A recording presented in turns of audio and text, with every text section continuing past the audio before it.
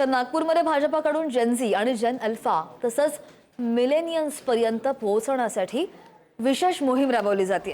KG ते PG विद्यार्थ्यांसाठी मंथन for युवा, यूथ आयकॉनसह विविध स्पर्धांचं आयोजन केलं गेलंय।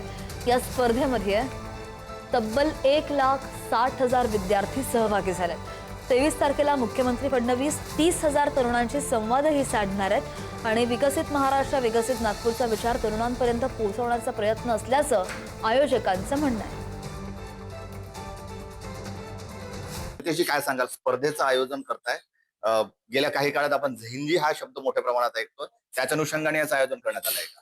100% आमचा हा प्रयत्न आहे की जेनजी, जेन अल्फा आणि मिलेनियम या सर्व तरुणांपर्यंत आम्हाला पोहोचवतो याची कल्पना करतो। अनेक दिवसांपासून आमच्या डोक्यात होती, याच्यावरचं कामही झालंय, पण मधल्या सगळ्या या वातावरणामध्ये थोडी याला पोस्टपोन केली आणि या तरुणांना खऱ्या अर्थानं राष्ट्रप्रथम आणि महाराष्ट्राने 2047 मध्ये कशा प्रकारे विकसित व्हावं, कारण की आज महाराष्ट्र जो आहे हा एका 2014च्या नंतर एका मोठ्या अंकावरती गेला। आज महाराष्ट्र जो आहे त्या देशातलं नंबर 1 राज्य आहे आणि महाराष्ट्र जो आहे ट्रिलियन इकॉनॉमीकडे आपण वाढताना दिसतोय।